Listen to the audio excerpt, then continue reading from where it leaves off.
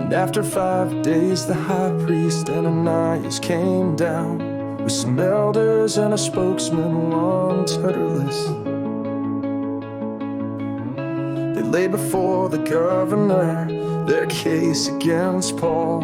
And when he had been summoned, Tertullus began to accuse him, saying, "Since through you we enjoy much peace, and since by your foresight, most excellent Felix, reforms are being made for this nation in every way, accept this with all gratitude. But to detain you no further, I beg you in your kindness to hear us briefly.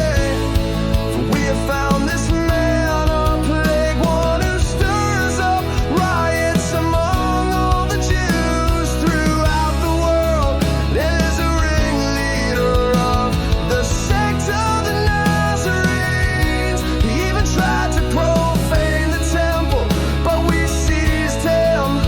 By examining him yourself, you will be able to find out from him about everything of which we accuse him." The Jews also joined in the charge, affirming that all these things were so. And when the governor had nodded to him to speak, Paul replied, "Knowing that for many years you have been a judge over this nation, I cheerfully make my defense.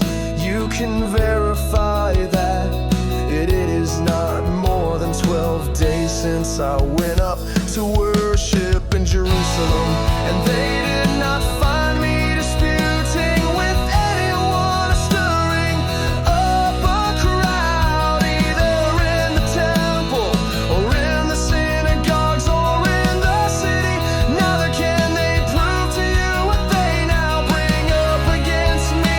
But this I confess to you, that according to the way which they call this sect, I worship the God of our fathers, believing everything laid down by the law and written in the prophets, having a hope in God, which these men themselves accept, that there will be a resurrection of both the just and the unjust." So I always take pains to have a clear conscience toward both God and man. Now after several years I came to bring alms to my nation and to present our offerings. While I was doing this, they found me purified in the temple without any crowd or tumult.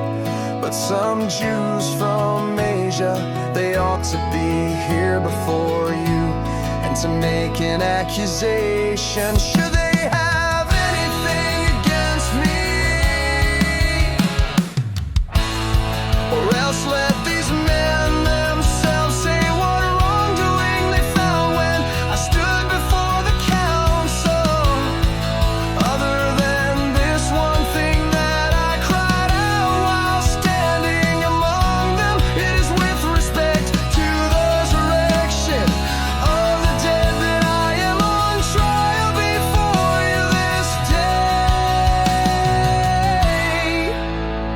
Felix, having a rather accurate knowledge of the way, put them off, saying, "When Lysias the tribune comes down, I will decide your case."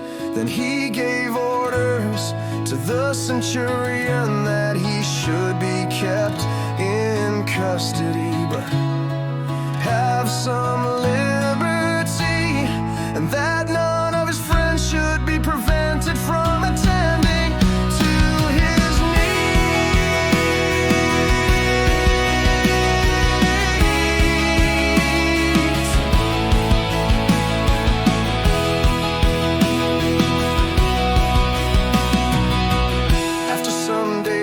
Felix came with his wife Drusilla, who was Jewish, and he sent for Paul and heard him speak about faith in Christ Jesus. And as he reasoned about righteousness and self-control and the coming judgment, Felix was alarmed and said, "Go away for the present. When I get an opportunity, I will summon you." At the same time, he hoped that